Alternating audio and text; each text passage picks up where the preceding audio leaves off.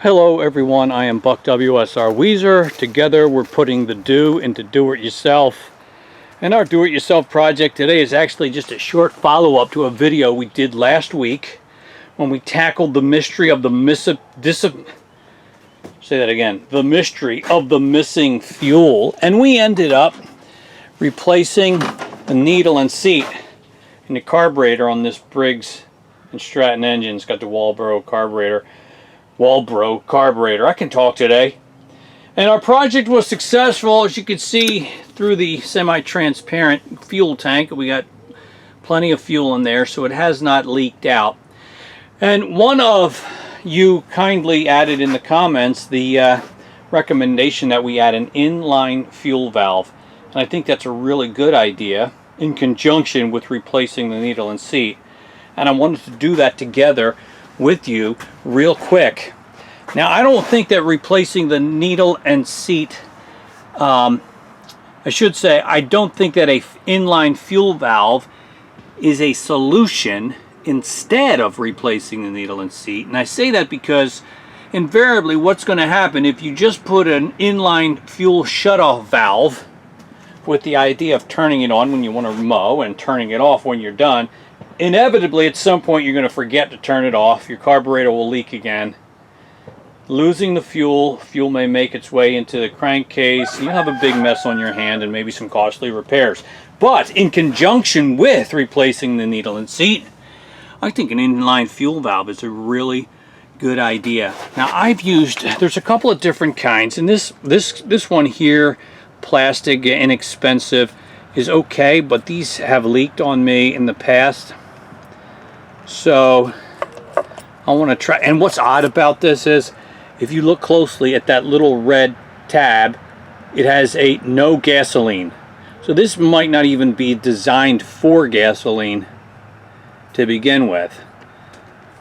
So I spent about 10 bucks for a higher quality one like this guy here. Apparently it's for a Skag lawn tractor 48568.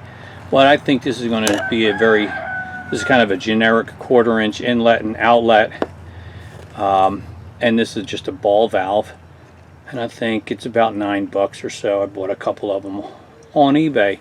So let's go ahead and install it. To install it, we're going to use the channel, what do you call these? Rats, my brain's messed up today. These clamping pliers. Oh, to squeeze our fuel line so we don't leak fuel all over when we cut the line. I'm going to use those dikes to cut the line. Those big pliers will be to open and close the clamps on each side of the valve. Alright, so here we are. I've decided to put this down here at the base of the gas tank. That's pretty easy to get to, and not a whole lot of space over on the other side. So I think right here at the base of the fuel tank would be best. So let's clamp off the fuel line. Then go ahead and cut the fuel line. I should get it right because inevitably we'll have a little bit of spill here. We'll cut the fuel line.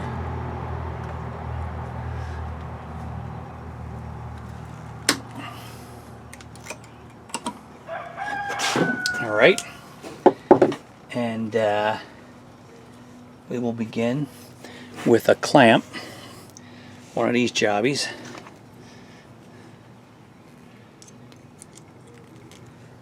Slide him up onto there. I'm pretty sure this will flow in either direction. It's flowing freely when the arm is parallel to the inlet and the outlet. When it's perpendicular, then it's shut off. It says off and on this. Let's leave it in the off position. Alright, slide him up there, move the clamp down, and that should be it. Since we are in the off position, I can probably remove our clamp. Good. Next we'll take the next connector, slide it down onto here.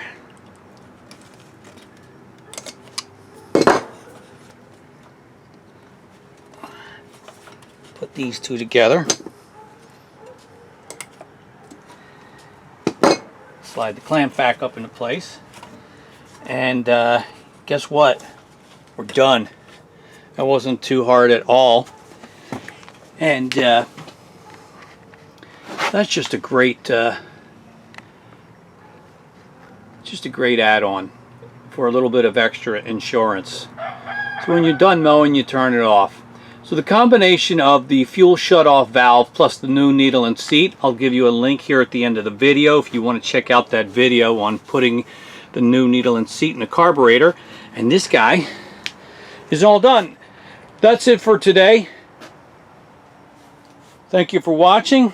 Feel free to leave your comments, questions, and I'll look forward to hanging with you on our next video. Bye-bye.